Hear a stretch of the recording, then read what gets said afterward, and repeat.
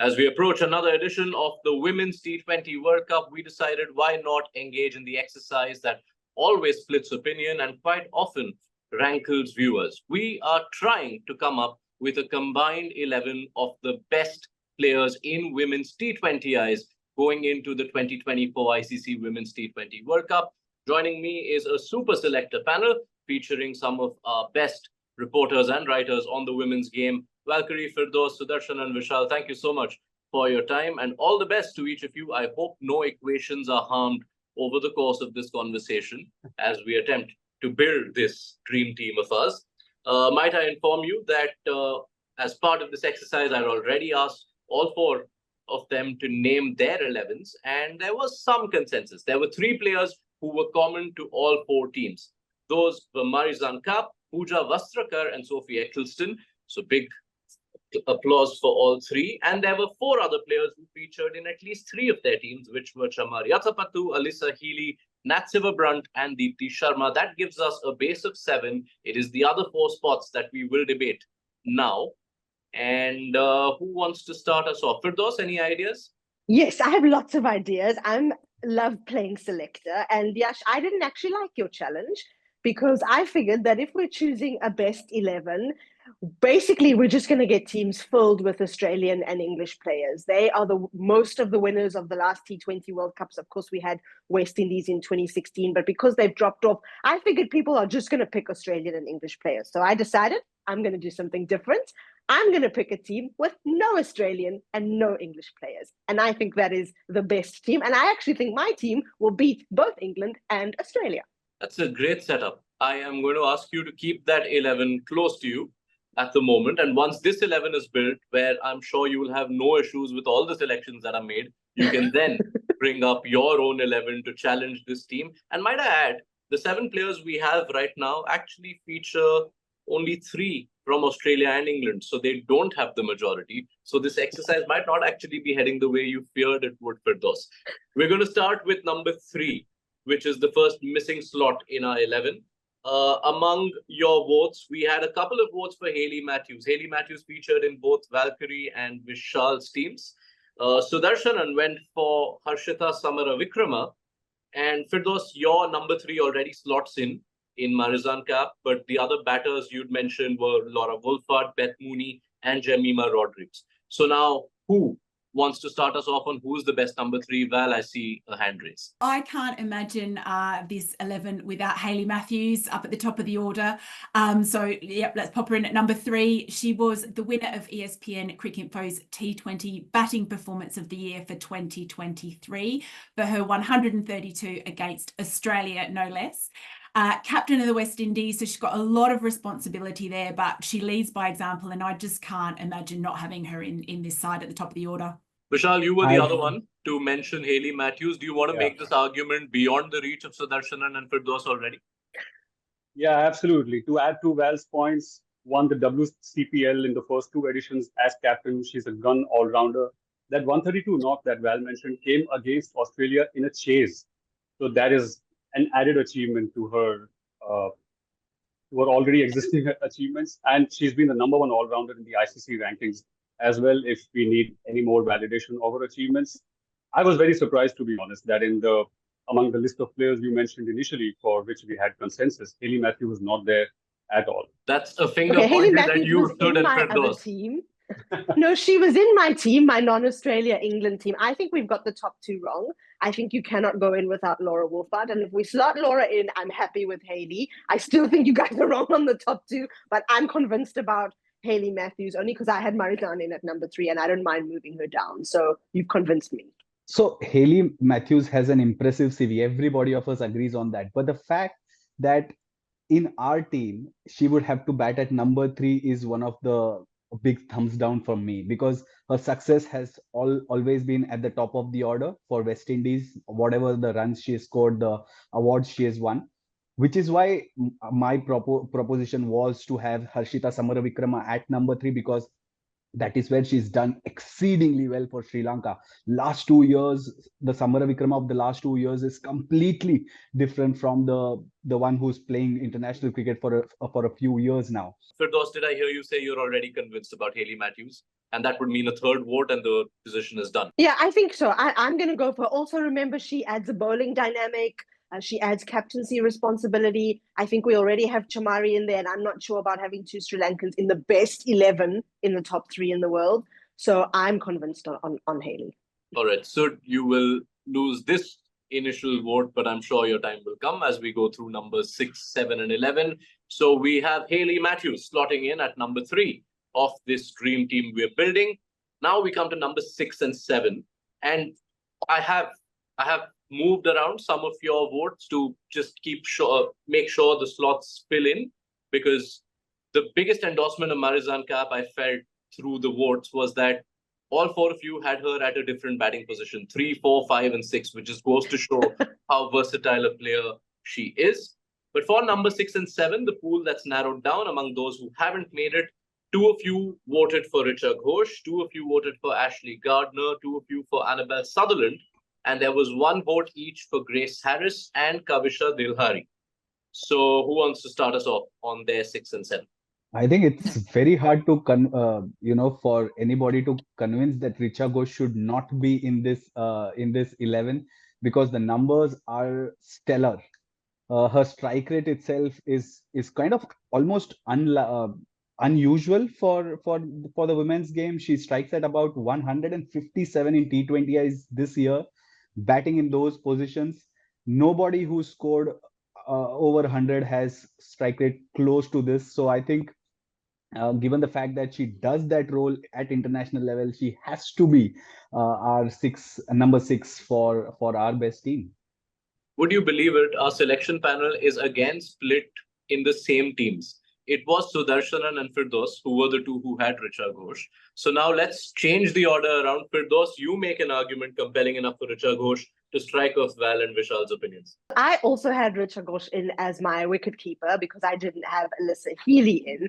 So I guess if we're having Alyssa Healy in, maybe some of my arguments going to fall away. But hey, there's nothing wrong with having 2 wicketkeepers in an 11. What I really like about Richa Ghosh is that she is a genuine match winner. I think when she comes to the crease and there's an amount of runs to chase that you think, oh, I'm not sure if a women's team is going to chase it 8 and over, 9 and over. I think she's a player that you can completely trust to do that. I think her clean striking is amazing. Her strike rate that Sudarshan has mentioned, that's what we're deciding things on. You know, we spoke to Tasman Brits on our podcast yesterday, who told us that in women's T20 cricket, people don't care about how many 50s you score. They care about if you can get 40 or 20 balls. And I would say Richa Ghosh, 9 times out of 10, she's going to do that. She's fearless, and she's really got the kind of spunk that wins games. And if we want to win games, I think that she is the player we have to include. So Richa Ghosh, just on the cusp of a majority. She's got 2 people convinced. Val, Vishal, let's have your arguments for your number 6. Val? Sure. I'm going to really annoy Firdaus here because I'm going to plump for 2 Australians at 6 and 7. Look, for me, I had in my 11 Annabelle Sutherland and Ash Gardner. I'm surprised Gardner didn't get through. I think perhaps she's a little underrated there. We're talking about strike rate and scoring. I mean, she's a great power hitter. And obviously offers, you know, a really good bowling option there as well. So great all-round ability. And with Sutherland, if I can just sort of jump ahead, because I don't really mind where either of them get in. One of Annabelle Sutherland's, I think it was one of her teammates, said just recently, it seems ridiculous that she's at number 8, you know, for Australia. She's got a great economy rate at the death with her bowling, so she offers a really good option there, and her batting is really, really sound. So I had both of those in my team. Vishal, before you jump in, important to point out the makeup of our team as we have it, because we have the 2 slots at 6 and 7 remaining and number 11 pending. So of the 8 slots that are filled, in our top 10, we already have Chamari, Athapaththu, Alyssa, Healy, Natsiva Brunt, Marianne, Kapp. 6 and 7 pending, Deepti, Sharma, Pooja, Vastrakar, Sophie, Ecclestone. I do see a lot of spinners there already, or enough spin options. I see a lot of batting depth.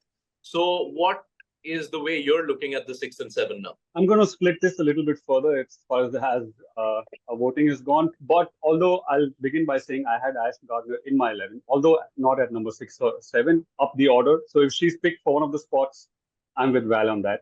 But for the other one, especially number 6 or even 7, you can change the batting order depending on the match situation. Also, we have to have Grace Harris. I'll just repeat some of the terms that Sudarshanan and Firdaus had mentioned. Strike rate, clean hitter, boundary hitter, power hitter. When it comes to all this, Grace Harris will pick anyone for that position. I was checking the strike rate for the last 2 years in T20 International. Grace Harris's strike rate is 169 and Richa Ghosh's is 152. There's nobody who comes close to Grace Harris. She's obviously struck more boundaries per innings also, more sixes per innings, if I remember correctly. Hits the ball way beyond the boundary, whatever it is, 60 meters, 75 meters. In the WBBL, she's shown that she can bat up the order also. For Australia, she bats down the order. So you pick any parameter. For me, Grace Harris above Richa Ghosh. Okay, I have a question. Okay, so are we basing it on conditions? Because is our team playing anywhere? our team has to be conditions Particularly. agnostic. We have to pick the best possible 11 Conditions to be at their agnostic. best in Anywhere. anywhere.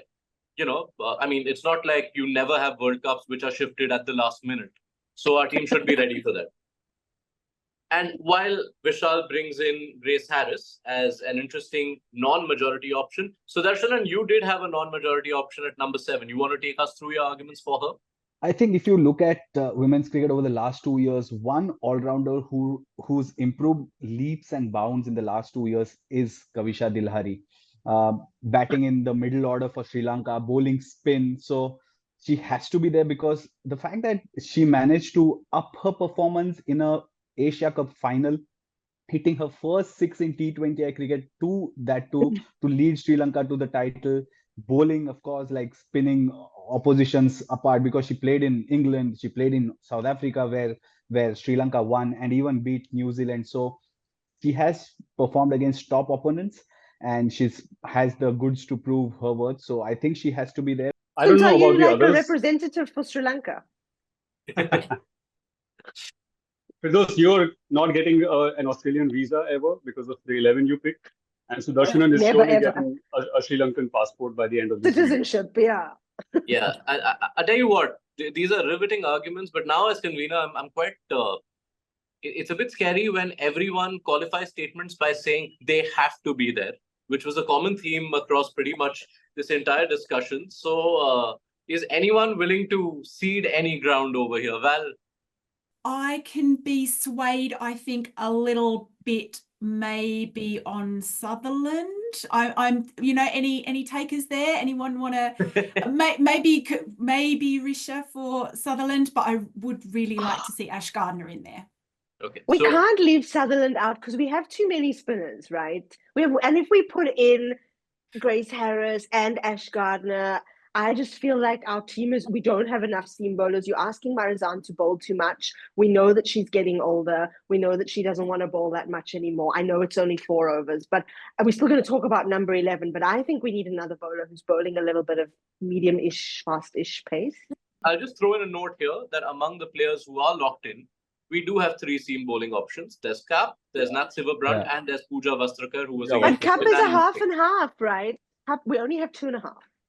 And Silverbrunt also, I mean, she's just been making her way back from a knee problem that's been going on for about a year now. So I think, in T20, obviously only needs to bowl 4 overs, so that probably won't be an issue here. But yeah, I would use her a little sparingly. I think we are talking about best and we are saying that they are half ready. So are they really the best? Now you want to take Marianne out? We can't just go by their fitness in this moment. There has to be an element of considering how good they have been. Yeah. No, we're going on age as well, right? They're getting older. We need to arrive at a consensus. Okay, I vote for Sutherland and Richa Ghosh, which was my original vote. I will not be moved. So no changing Firdaus. Vishal? Ash Gardner, I already agreed upon. So I'm with Val on that one. Okay. Grace Harris, no way. Okay, so I can see 2 votes for Sudarshanan. Give me yours. There is no way Richa Ghosh is going out of this 11. I can cede ground a bit for Dilhari, but Who would you pick? there is no way Ash Gardner is coming in this 11. Okay. All right. No aggression at all. So if you were to cede ground on Kavisha Dilhari, who would you pick at 6 or 7? We're flexible to that. Obviously, Grace Harris. Yeah, then Sutherland could be a way forward. Sutherland. Yes. Okay. And Firdaus is now as watching, you said, you were vouching for sticking us. to yours, which were Ash Gardner and Annabelle Sutherland. So I see 3 votes for Sutherland now, with Sudarshan and ceding ground on Kavisha Dilhari. So that's Annabelle Sutherland with 3 votes, gets a place at 7. We have 2 confirmed yeses for Ash Gardner, but Sudarshan says no way. Sudarshan and Firdaus doesn't have her. So 1 slot left, Ash Gardner or Grace Harris or Richa Ghosh. Has to be Richa Ghosh. Has to be So Richa Ghosh. even Birmingham Phoenix picked her despite them having a wicketkeeper. So she's equally good on the field. So we've seen that in the past as well. There you go. I'll just ask, why would you pick Richa Ghosh over Grace Harris? Because of the amount of runs she has. You said Grace Harris has the strike rate slightly higher, but she doesn't get a lot of opportunities. She might not need a lot of opportunity, but Richa Ghosh has proven herself over a longer period of time. If you go by average per innings, time spent. Their average has been in Consistency. the early 30s for both of them, actually. I would have conceded, which is why I'm asking. So if the average is similar in the early 30s, a difference of a couple of runs is not going to make a lot of difference. The strike rate difference is massive. It's not in early 30s, Vishal. Last 2 years, Richa averages close to 40 while striking close to 150. So these are like compelling numbers, and not 100, 200 runs, but over 400 runs as well. So these are not the numbers that Grace Harris has. I can see this debate is going nowhere. 2 for Richa Ghosh, 1 convinced for Grace Harris. Val, are you leveling the vote or are you making things easier? Ash Gardner. Oh, so Richa Ghosh wins then. Congratulations, Sudarshan and Firdaus. That means Richa Ghosh wins. And I see some... I will say, if we're picking on personality, Grace Harris is in my number 1 to 11. Picking on personality. But we're not. So if this I've is got a to serious pick, cricket conversation. if I've got to pick only between Harris and Richa Ghosh, I'm sorry, Vishal, I'm going to have to go with Richa. All right. So that's proper consensus. I can't believe we arrived there. Also, congratulations. I can't believe it either. You know what? I was honestly fearing if we didn't arrive at Richa Ghosh, we might be short of 1 selector by the time we reach our 4th remaining slot, because no way in hell Sudarshan is okay with losing all 3 of his picks out of the 3 we've discussed. So we come to number 11. Richa Ghosh and Annabelle Sutherland form numbers 6 and 7 of our lineup, which can honestly be so flexible given the amount of all-round talent in there. Number 11 is a specialist bowler for which only one of you went with a spinner in Sarah Glenn. But we had a couple of votes, combining all the bowling votes, which did not make a majority. There were 2 votes for Leah Tahuhu, and there was 1 vote apiece for Megan Shute and Renuka Singh. Who wants to start us off with number 11? Vishal, I think. Yeah, looking at those 10 players we've discussed, I think at number 11, we need a bowler. And since we don't have the likes of Shabnir Ismail, we need another established fast bowler who's proven herself across conditions, even in South Asia, across World Cups, whether this is a conditions agnostic 11 or not. She's picked a lot of wickets in the last couple of years, and I was seeing the bowling average. She's probably the only one who has an average under 20. In the last 2 years, her bowling average is 16. She also bowls across phases. She's a death bowler for New Zealand as well. I had actually picked Renuka and Tahuhu both in my 11. And a mix of youth and experience, covering both new ball bowling and death bowling. But if I had to pick one to cover all bases, it will be Leah Tahuhu. Okay. And Sudarshan and I can see you had Leah Tahuhu in your 11 as well. So that's agreement? 100%. Wow. Even New Zealand knew that they can't look past her, because ahead of the Commonwealth Games, they had left her out, then brought back her, and she has the numbers to prove. So 100% in. Yeah, don't worry, Val. I meant agreement only between Sud and Vishal, given the recent history of the selection meeting. So now bring in your vote. Right. So I flipped and flopped on number 11 heaps, because I had a seamer in there, because it made me think, there's not that much out and out pace that's winning women's games at the minute. Since Shabnam Ismail retired. But if we are looking at having that all-round team, which we have established now, I would go with Renuka Singh. Renuka Singh. Firdaus, your number 11, as you picked, was Megan Shute. Yeah, I picked Megan Shute based on experience, based on how she performed at the last T20 World Cup, based on the fact that I'm South African and we like fast bowlers. And I was quite convinced by Vishal on Leah Tahuhu. So if we're choosing a bowler based on all the qualities that he mentioned, you know, old ball, new ball, different phases of the innings, yeah, I could be swayed for her. She was also in my alternative 11. So I'm happy to go with her. Which would mean a majority to Leah Tahuhu. Well, you can make peace for that. Yeah, I'm okay with that. Yeah, I mean, I gave you the option, but you would have to, even if you couldn't make peace, because we reached the three votes anyway. I won't waste my breath. I won't waste my breath. Yeah, that was a welcome change after the events of the votes of number 6 and 7. We have an 11, and it's taken lesser time than I imagined, or rather I feared it would. So well done, Val, Sud, Firdaus, Vishal.